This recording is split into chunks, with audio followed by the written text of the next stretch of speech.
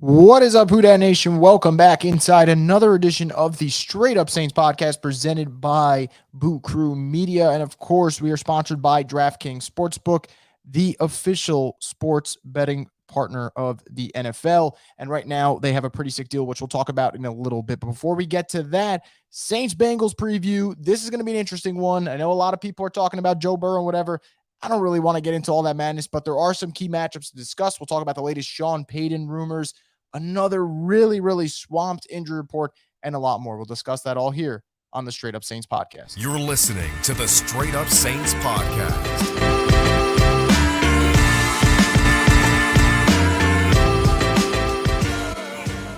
Like I mentioned, guys, the Straight Up Saints podcast, as always, is presented by DraftKings Sportsbook. And right now, new customers can make any $5 bet on an NFL game and get $200 in free bets. In order to do that, you have to use code BOOT at DraftKings Sportsbook app now. That's code BOOT, and you get $200 in free bets if your team wins. Now, without further ado, I'm going to start things off by talking actually about the latest Sean Payton drama. And I know that Sean Payton's been kind of a hot topic in the Saints circle for a while, and understandably so. I mean, this is the guy who kind of, for lack of a better word, built the Saints into what they were over the last decade. And I think we've all kind of come to an agreement that at some point we will see Sean Payton back in the NFL. And I think if you pay attention to how certain people word reports and things like that, it doesn't seem like it's a matter of if, it's a matter of when, which isn't necessarily the worst thing in the world for the Saints, because if it does happen within the next 2 years, of course, they will be compensated for Sean Payton getting moved to another team. Now, the question is, what is that compensation, right? Is it a couple of first-round picks? Is it even one first-round pick? Is it a bunch of mid to late-round picks? What's kind of the package there? And I know that no one really has a straight answer on that, because part of it is you cannot really name what fair value is for Sean Payton, because I think Sean Payton is that good that hypothetically, let's plug him in on the Chargers, right? Are they not a much better team today with Sean Payton than they would be with Coach Staley? I think that is without a doubt an easy no-brainer.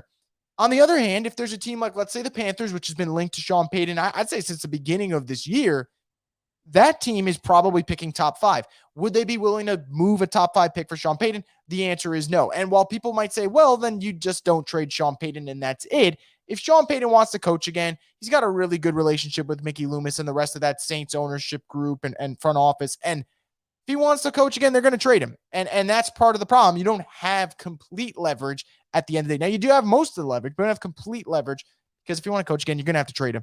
Now, what is he worth? Obviously, I think he's worth more than a first-round pick, but I don't know if that's what they'll get back, right? Maybe they get a first-round pick from a team like the Chargers that are in the middle teens to maybe 20s.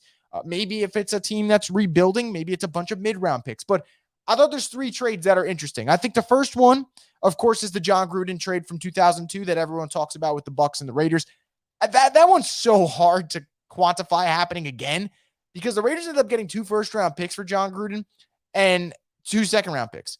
And they also offloaded that contract. So I think that's a gold standard, right? If the Saints got that, people would be freaking out. We'd be running laps and just celebrating that, because that would be getting the ultimate value for Sean.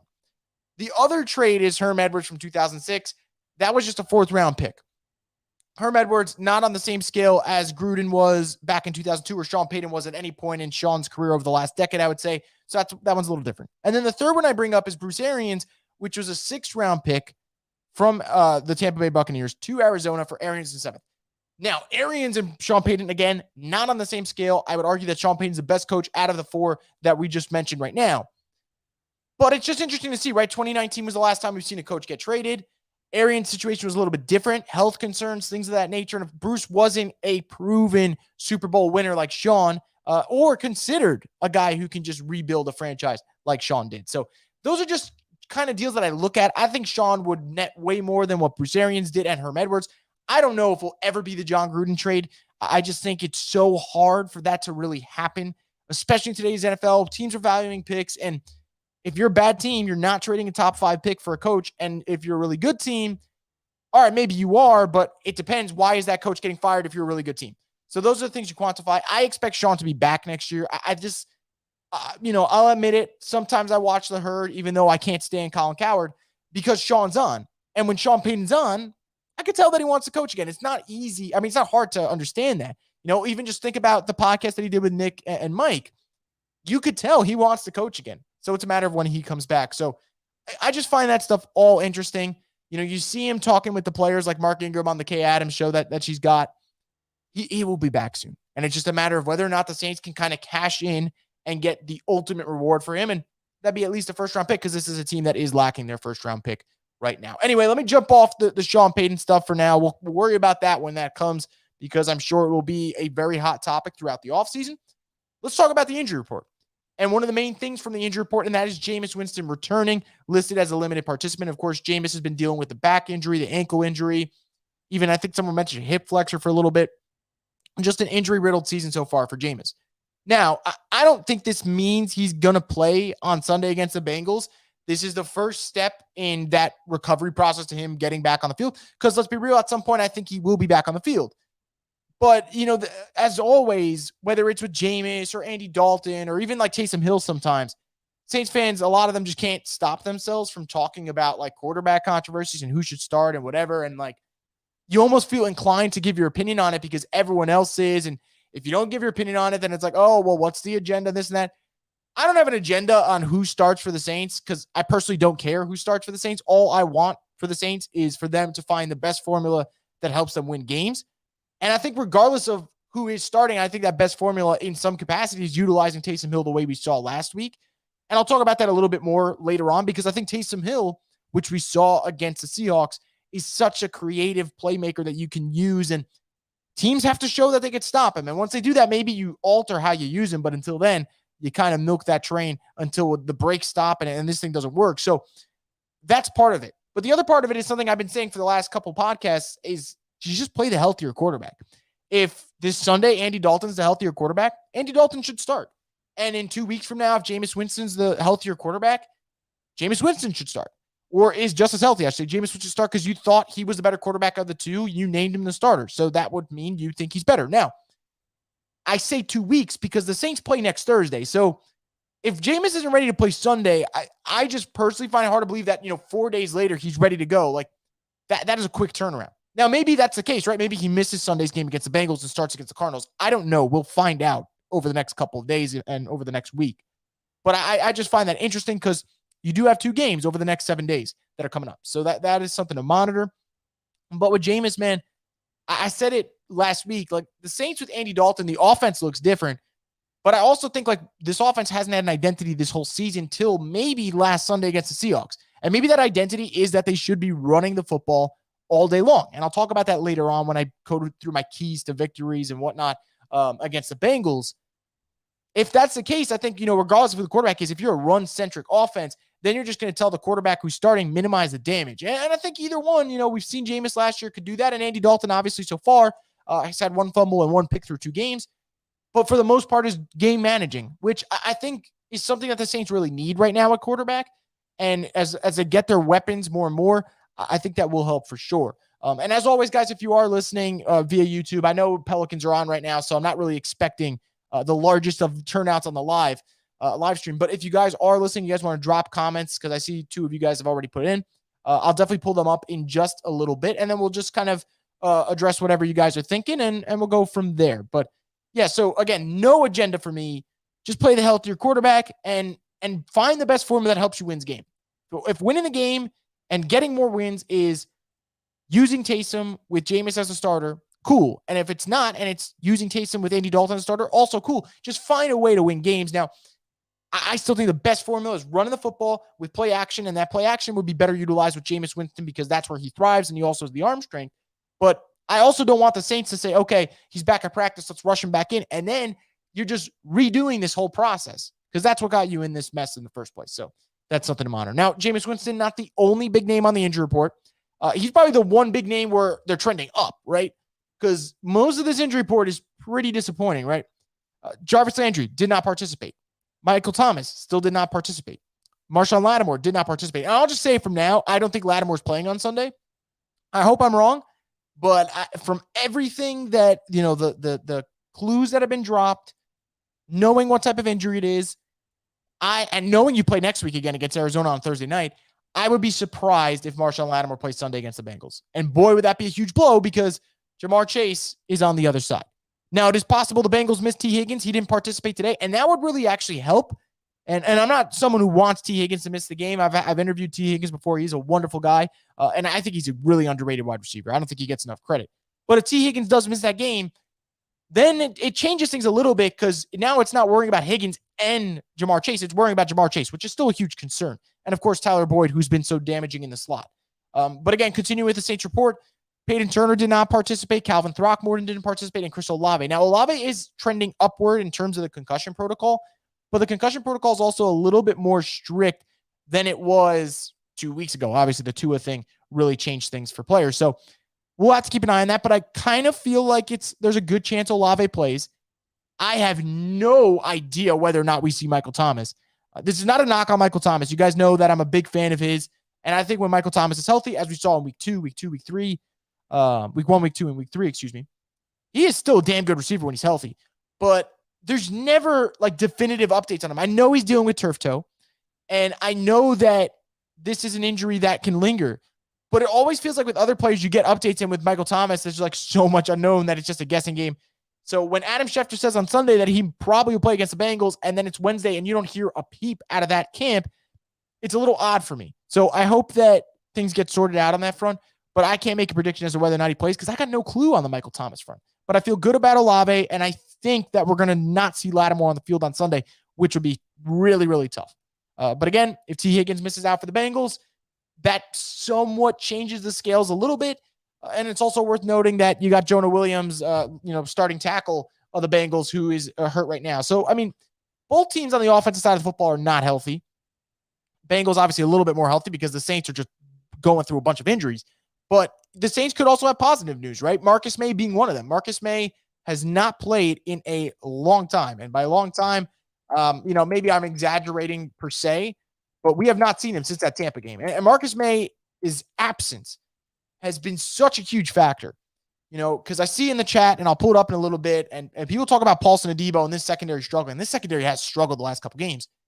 Not having Marcus May is really hurt because you're asking safeties who aren't starting safeties in today's NFL to do that position well. And we're seeing it, right? JT Gray is struggling. Justin Evans, great in the preseason, struggling. Daniel Sorensen hasn't really had his chance, but let's be real. I don't know a Saints fan out there right now that is, clamoring for Daniel Sorensen to start. And PJ Williams on IR. So this DB room was supposed to be the strength of this team. Injuries have derailed it. And the guys who are supposed to step up, Adebo, Tyrann Mathieu, haven't really played up to their standards. So that concerns me. But Marcus May, before he got hurt, I thought he was playing some good football, attacking football. And if he does return, that would be a plus for the Saints. And another plus for the Saints would be the fact that you're no longer, at least as of today, worrying about Alvin Kamara's rib injury, which I think is great news, right? Because Alvin Kamara just got a shit ton of touches this past weekend. And for him not to pop up on the injury report means he's trending in the right direction. So I'm going to say thumbs up on that because Alvin Kamara is going to be used early and often in this upcoming game against the Bengals. And they're going to need to ride him for most of this game if they don't have their wide receivers. So we'll see what happens from there, guys. But that's kind of the latest on the injury front. Now, there also is a signing that took place. Jordan Howard going to the team. I saw some people were excited about that. I don't want to rain on their parade, so I'm not going to. I just don't know if Jordan Howard actually has enough gas left in the tank. This is a player who obviously started off his career extremely well with the Chicago Bears, but I don't know, man. I still have to see it. He was fine with Philly last year, so I don't want to knock him completely, but I'm curious to see what he can do. Now, he is more of a hard-nosed, kind of a tough runner between the tackles, your standard bruiser back, and maybe that's what the Saints want, and maybe he can kind of push Mark Ingram, and I think Mark Ingram could use that push right now because I know Ingram's an elite pass blocker, and obviously his leadership skills are valued, but the Saints can get a little bit more pop in the run game to complement Kamara and Taysom Hill. That would be huge. So we'll see what happens there with Jordan Howard. I'm not expecting anything, this weekend, really. This is him coming in and getting acclimated with the team, and you usually need a week. But, Latavius Murray, they picked him up off the street, and he balled out against the Vikings. So who knows? Maybe Jordan Howard will come in and do his work, but we'll see what happens. I'm not, overly thrilled about the news because, again, this is really a depth piece. But the Saints needed another running back in there with Tony Jones Jr. getting claimed and Latavius going to the Broncos. And who knows, man? Maybe Jordan Howard will lead on to bigger and better things because it seems like the practice squad is a hot commodity in New Orleans. So we'll kind of see what happens there. Now, without further ado, let's get into the keys to victory, matchups that I'm going to watch in this game, ultimately what I think will dictate if the Saints win or not. And then, as always, I'll get to the comments that you guys drop. So if you guys have more comments you want to drop in, of course, I'll make sure to pull some of them up and we'll get to chatting about it. But the first thing that stands out to me is Saints Bengals is the revenge game of all revenge games. And you could pick who you want to say revenge game. You could say it's Trey Hendrickson's revenge game. You say it's Von Bell's revenge game. If you want, you can say that it is a Joe Burrow, Jamar Chase, LSU homecoming. You can say that it is a big-time revenge game for Eli Apple, who decided to shit on his city on the way out, which made no sense because they treated him with nothing but love, and he did not return the favor. And I know that Saints fans will boo the hell out of him on Sunday. So that'll be interesting to see. And I know people probably want Olave or Michael Thomas and both of them really to be in there so they can go up against Eli Apple. I know that's something that Saints fans are desperately hoping for. And not going to lie, I would like to see that too as well. So you can add that storyline in. And then there's one that, everyone talks about the former Saints playing the former Saints playing against each other. How about, Andy Dalton going up against a team that drafted him? I mean, this is just as much of a revenge game for Andy Dalton as I would say it is for any of the former Saints who are now on the Bengals. So that's another storyline to add in all of this. There are a lot of hypothetical revenge games and homecomings for this one, which makes it all the more interesting. I mean, you have Von Bell, who already has 3 interceptions this season. He's balling out. Trey Hendrickson has shown that his final season with the Saints wasn't a fluke.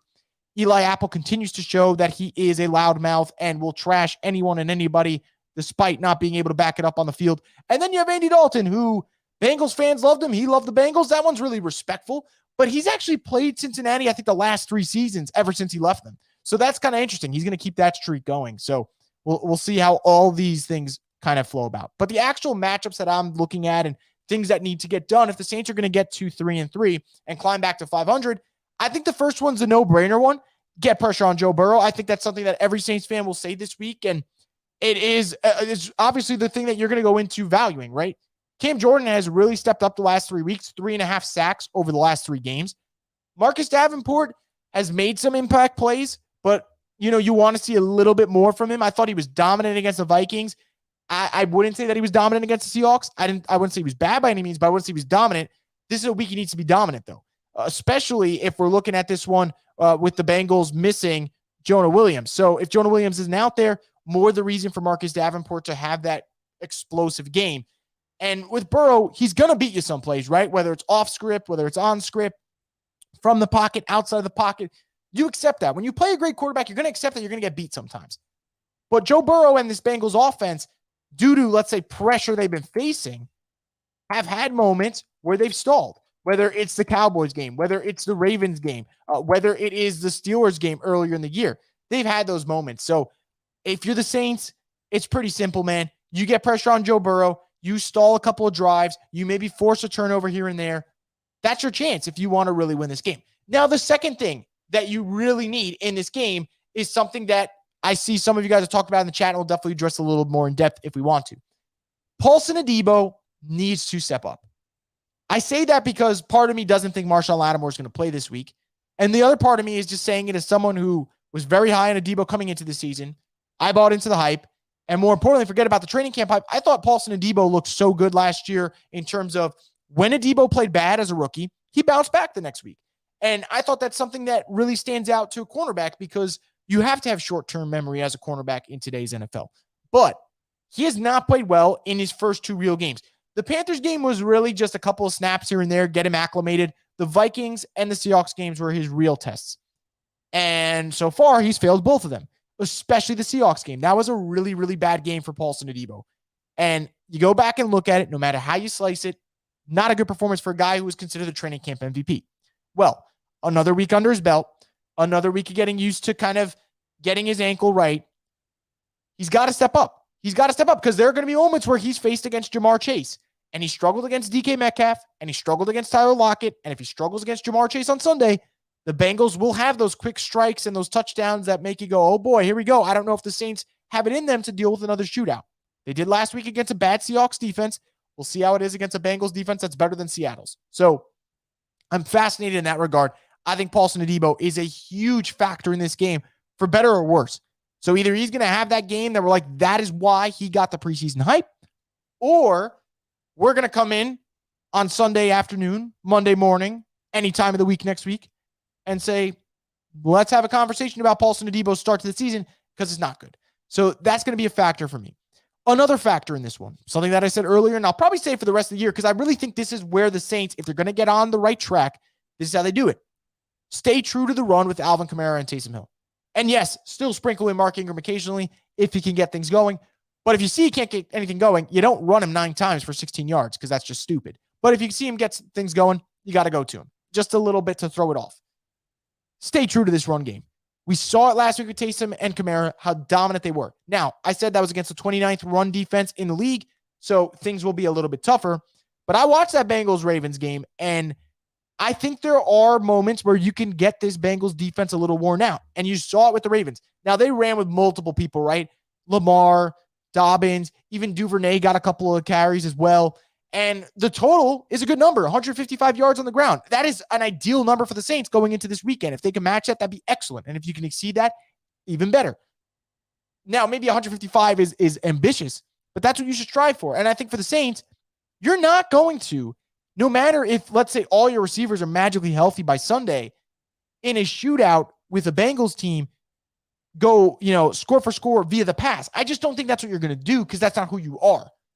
But when I watch these jumbo sets and I see these QB power runs, and then I see you complemented with Alvin Kamara plays where he is really just finding the hole and exploiting it, this could be the Saints' MO. And I think for the Saints, the big thing is, right, we know they're a defensive team. Now the defense is struggling because they're banged up right now. But what are they offensively? Well, maybe this is it. Maybe this is a ground and pound team. So I'd like to see them go back to that again this week. And if it works, keep riding that train. Because you know what? Maybe being a defensive team with a ground and pound, control the ball, run out the clock style offense, that might actually be your key to success and your path to getting back to 500 and then figuring out how good can we be this year. So I want to see them stick to the run. I think they can. And now the fourth thing, and this is a little bit like under the radar-esque, not something that people might circle on their, I'm not going to say circle on their chart when they're listing the keys to victory, but in a name with a lot of high-profile players and storylines and whatever, you're probably not going, oh, this needs to happen. But I actually think it does. The Saints need a spark on special teams. Every phase matters. Special teams does matter. And we've seen it this year, right? Saints special teams has struggled a lot.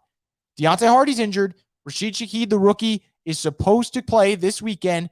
And this is a guy who I think can give the Saints the spark that they're looking for. Now, I tweeted back in the summer that I think Rashid Shaheed will be the Saints kick returner in 2023. I think he's the future at kick returner. Well, the future is now. We're going to get to see how he does. And we're talking about a guy who ended his college career as the FCS all-time leader in kickoff return touchdowns with 7 of them. He is electric. And I remember when Deontay Hardy came in, we immediately fell in love with him because you saw those electric plays and you saw how important it is for them to flip the field and get those bursts in special teams. So I think for the Saints, right, you want to keep up with the Bengals. You want to be able to pull off this upset win because the Saints will be underdogs going into this game and get back to 500 and really finally build some momentum. A Rashid Shaheed return doesn't have to be a touchdown, just a moment where you're flipping field position and you're winning that phase of the game. That would be huge. So I'm looking at Rashid Shaheed, what he does in his debut. How does he perform? I'm excited to see what this kid can do if he gets the opportunity to return, whether it's a punt, a kickoff, whatever. I want to see how that goes down. So that's another thing that I'm looking at. But I think this game's going to tell us a lot about the Saints. A win here, and you're 3-3, and all of a sudden, you can look at the schedule and be like, okay, I could see them building some momentum. A loss here, then you're back in that hole of, I got to climb out, and I got to get to that Thursday night game, and I got to win that Thursday night game, and if I don't win that one, then everything unravels, so it gets tough. But a win here really does change the feel, and I still think the Saints team's lacking a little bit of that energy. I think that's a little bit of a problem, but the vibes will be high for this game. I mean, this is a game that people have had circled on their calendars since the spring, and rightfully so. So I'm very interested to see how this happens. And if the Saints are to win this one and do get to 3-3, then me, who I've been honestly kind of negative about a lot of things with the Saints, and I feel like most of it's warranted. And if it's not, then I do apologize for that sense. I think that this is where I could say, okay, these are things they can build on. And I hope that is the case.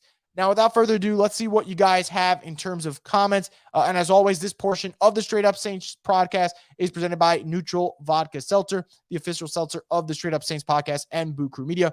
First thing here that Joseph puts in, he says the injuries to this secondary plus the production that the secondary has already shown is very concerning going into game with T and Chase. Yeah, no, absolutely. And that's why, I mentioned the T. Higgins thing earlier today. If T. Higgins doesn't play, that would be huge in terms of, okay, that's one less problem that the Saints will have. Now, if he does play and let's say Lattimore misses it, all right, now you're really going down that hole of, man, okay, I don't know how you're going to stop this offense. But we'll see what happens with T. Higgins, and we'll see if Adebo can step up. And as I said before, that's going to be an important thing. Now, before I get to the next comment, just something here I'm seeing from Ian Rappaport. He says, former Rams running back Jake Funk, who cleared waivers today, is signing with the Saints practice squad. He had several offers, chose this opportunity. So I'm sure this gives me a chance to make like a who's got the funk, we got that funk kind of reference. I'm not going to do it, even though I kind of did just now. But just throwing that out there for anyone listening. Jake Funk, he's going to the Saints practice squad. Next comment, considering the injury report makes me question who should be fired from the medical staff and who should be traded for more picks. Look, I talked about this earlier today, right? Because it's kind of frustrating that the Saints are again in this position, but I don't know how much I can blame the medical staff for some things. Concussion, I'm not blaming the medical staff. Back injury, I'm not going to blame the medical staff in terms of how it happened. You can blame the medical staff and the coaching staff in terms of like who's allowed to play with said injury and how the recovery process is going. I think you can do that, but some of the injuries Saints have had, you can't control turf toe. You want to argue over how they manage the whole Jameis thing. Let's go with it.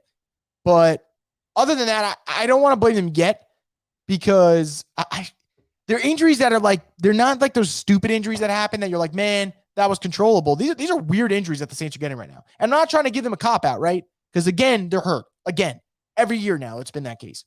But I also am trying to be fair. Like, it is football. Every team around the league right now is getting banged up. Joseph says, I feel like MT and Kamara benefit more from Dalton playing, whereas Olave benefits best from Jameis playing. I'm going to be honest. I think Olave benefits from either one. But, yes, I do agree. Jameis's arm allows you to get those explosive plays from Olave. Whereas you don't really get that with Andy Dalton. I do think, though, that Olave has kind of shown early in his career that he's kind of quarterback proof. Like he's going to get his own. And let's be real, his worst performance so far is last week's. And he still finished last week's game with 4 catches for 54 yards and a touchdown, and he got knocked out in it. So this kid is special, and I really am excited to see what he can do. And if they can improve at quarterback at some point in the coming years, imagine what he can do with that. Sounds like Olave might have a shot at playing. I need to see him up against Eli Apple. Yeah, I think, again, like I said before, that's something that a lot of you guys are going to want, and I don't blame you. I think that, first off, it's a Ohio State factor. Second, it's can we see Eli Apple get burnt? That's what people want to see. That could happen if he goes up against Olave. We're going to have to monitor it. I'll pull up what Nick said in terms of the whole process of concussion protocol because it was very interesting. But where is it? Let me just get that going so I don't misread it. He said Chris Olave is in the 3rd stage of the concussion protocol and hasn't experienced any additional symptoms. The 3rd stage is football-specific exercise. Non-contact training drills and full activity are next if he has no further symptoms. So that's good. Good news. He just has to improve. So nice friendly hoot out there from Eddie. Steven says Adebo's knee is a concern. It absolutely is in terms of, his ankle is a concern in terms of what he's doing.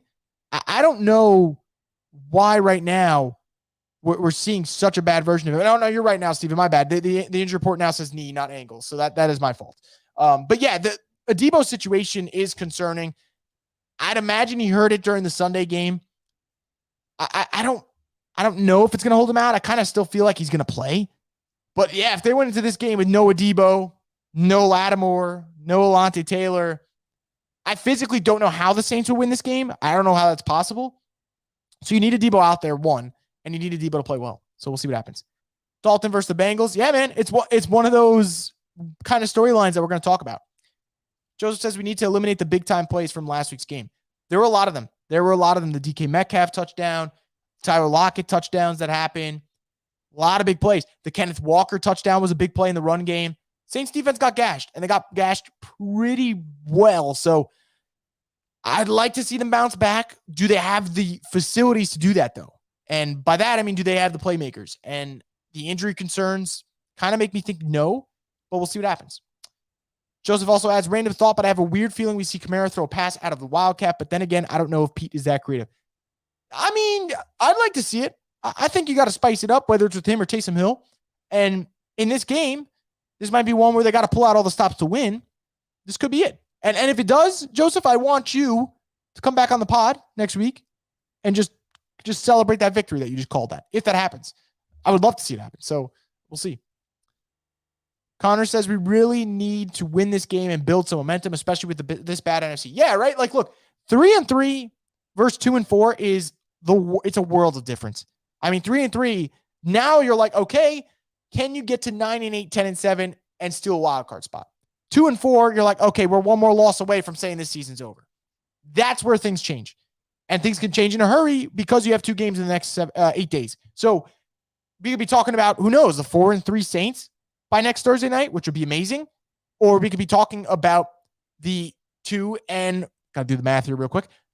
Saints. And if that's the case, I'm not going to be very excited. Neither do you guys. Are Jordan Howard and Jake Funk good running backs enough to fill the room? I don't know. I know Jake Funk's popular for dating some girl from Bachelor. That's all I really know on the guy. No disrespect to him. And I know he's from Maryland. But other than that, he hasn't really done anything at the pro level for me to justify saying he is good enough to fill the room. Now, maybe he will figure it out in New Orleans, and if so, good for him. But as for Jordan Howard, I think Jordan Howard's a serviceable back who is in the waning years of his career, but, can he still come in and provide some value? Possibly. But I would probably have more confidence in Jordan Howard right now than Jake Funk because, A, it's the known commodity, and B, I think, Jordan still proved last year that, hey, maybe for a game or two, he still has, a good performance left in him. Steven says, what are your thoughts on Sean to the Panthers? Yeah, look, if Sean goes to the Panthers, that's going to be the trade that is huge, right? That's the one where the picks would really be high, and you're talking about probably a really good return. Because A, it's in the division. B, Carolina's desperate. And I think for that one, for the Saints, I'm not trading you to the Panthers unless I get something crazy in return. And Carolina needs to know that, right? If you're going to get the coach that has beaten you many times, got to pay up. Now, I don't think he wants to go to Carolina because I think Sean wants to go somewhere where there's a ready-made quarterback situation. I think if the Saints had a ready-made quarterback situation post-Drew Brees, Sean Payton wouldn't have left. Now, that's my opinion. Maybe I'm wrong. Maybe he really just wanted to leave New Orleans. But had the Saints had a heir apparent to Drew Brees, do you think Sean Payton would have left? Because I personally don't think so. So I don't think Sean would go to Carolina where their quarterback situation's a mess. That's why when I think of Sean going somewhere, I just keep mentioning a team like the Chargers or a team like, let's say, the Broncos, who, yeah, Russell Wilson's been terrible this year, but if they fire Nathaniel Hackett and you put Sean Payton in an offense that has Russell Wilson, Javonte Williams if he's healthy, Jerry Jeudy, Cortland Sutton, Tim Patrick if he's healthy, all of a sudden that looks a little bit better. So I kind of feel like those are the type of teams that I think Sean makes more sense for. But if he went to the Panthers, it would be very interesting, very fast. But anyway, guys, before I wrap up, actually, I do want to mention, and I'm kind of at, if you guys can give me some feedback on this, whether it's now, if you're listening on YouTube, or if you're listening via audio, hit me up on Twitter, just, tweet at me, or if I follow you, just DM me. I'm very interested if I did. So I know I do recap shows right after the game happens, right? So let's say the Saints game finishes. Within 20 to 30 minutes later, you guys know that I'm going to do a podcast after. How would you guys feel about another podcast live stream the Monday after Saints games? Time to be determined, probably more so earlier in the day or in the afternoon, where you guys just dictate everything we talk about. Like, you guys put in your comments and we will run it from there. Like, you guys put in a certain topic that happened from the game, or a certain play, or a certain moment, or something that a takeaway that you had from that game, and you guys kind of dictate where the pod goes. And it wouldn't take away from the Sunday recap, and it wouldn't take away from the Wednesday or Thursday preview. It would just be in addition to what's going on. And if you guys would like that and kind of be able to dictate that, let me know. And that's something, because I've been thinking about it for the last couple weeks, because Mondays are looking a little flexible, and I just feel like it'd be cool for you guys to kind of get a podcast literally just dedicated to whatever topics you guys want to talk about a game that just finished. So obviously let me know over the next couple of weeks or even maybe hopefully days, how you guys feel about that.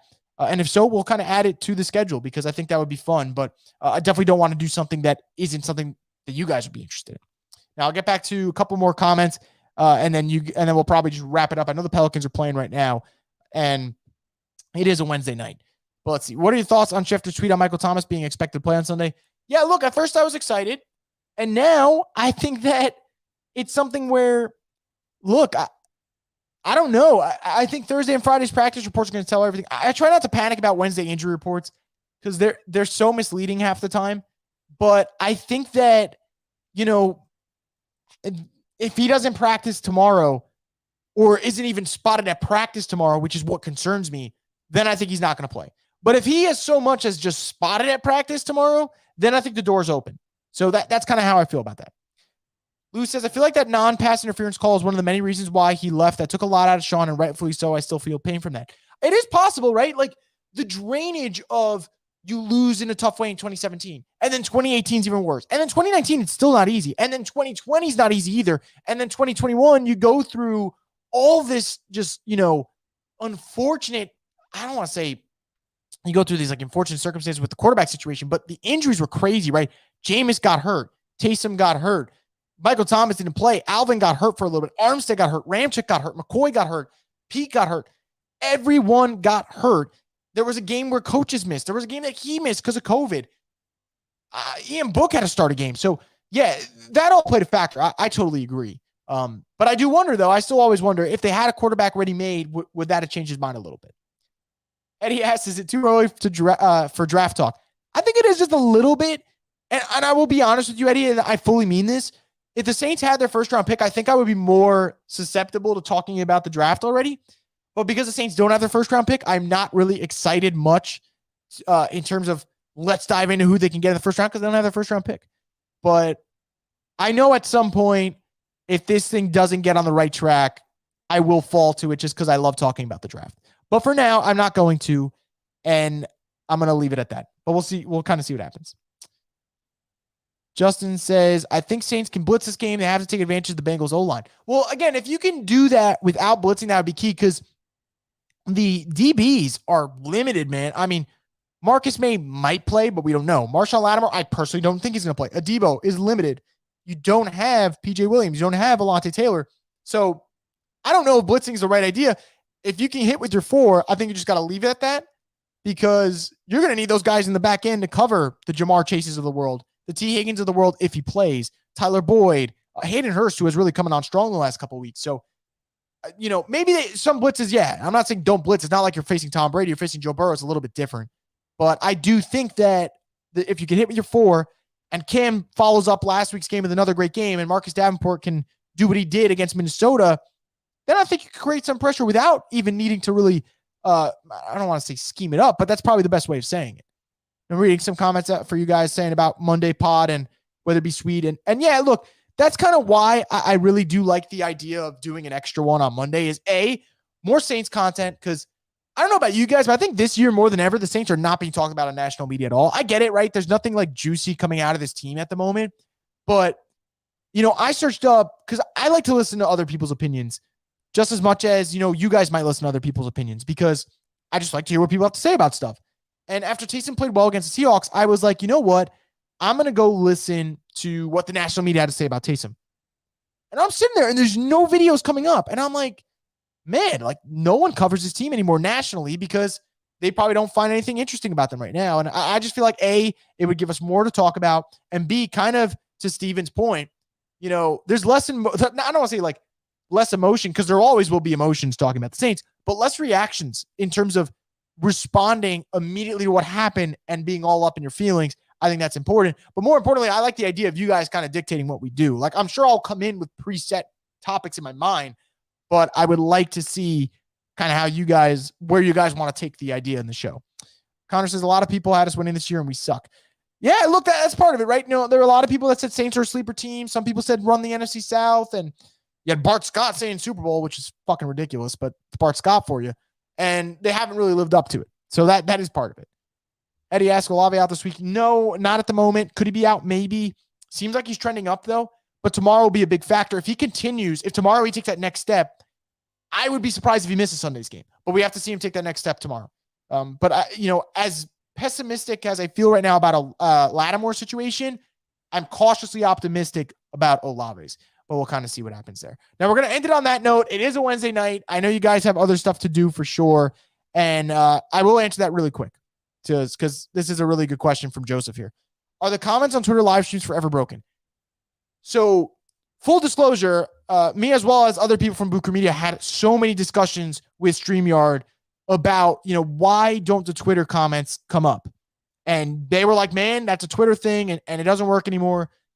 And we tried like 7 times asking and we never got a response, a clear response. It was always like a dancing around the question. And that's really unfortunate because I loved the Twitter responses. And that's why I don't put these videos up on Twitter as much anymore, because I hate the idea of someone goes on the video, leaves a comment, and then they think like, hey, why isn't Chris answering my question? You might have a great question. I just can't see it. It doesn't come up on my end. So that is the really unfortunate thing. I really hope that someday they fix it, because I used to love just randomly going live on Twitter and just answering questions, but I can't do that anymore. And that's really upsetting to me. I'm not kidding. Like I was devastated when I found out about that. And slowly but surely, I'm trying to get more people to kind of gravitate over to YouTube. And obviously, I'm so glad for everyone who comes in and comments on a weekly basis. It really does make this a lot easier for me. And it's just fun chatting with you guys and kind of getting a pulse of what's going on with Saints fans. But yeah, Twitter live streams have been broken for a while. And I kind of think that they will be broken for a little bit longer. And I said it would be the last thing, but I'll just finish with this. Crazy thing is the upcoming schedule isn't as daunting as we thought. Yeah, right. That's the thing, Steven. Games against the Raiders, games against the Steelers, games against the Rams, those looked harder coming into this year. Games against the Cardinals looked harder coming into this year than they do right now. So we'll see what happens. But in order to kind of get to those games and have positive vibes, Saints got to get back to 500. And there's no better way of getting back to 500 than beating the Cincinnati Bengals this weekend in the Superdome. We'll see if they can do that. It's going to be a tough one. I kind of am leaning Bengals right now in terms of my gut prediction. But we'll see if the Saints can control the clock and get enough contributors back on the field. They have a shot, but we'll see what happens on Sunday between the Saints and the Bengals. That's going to do it for this edition of the Straight Up Saints podcast, the destination for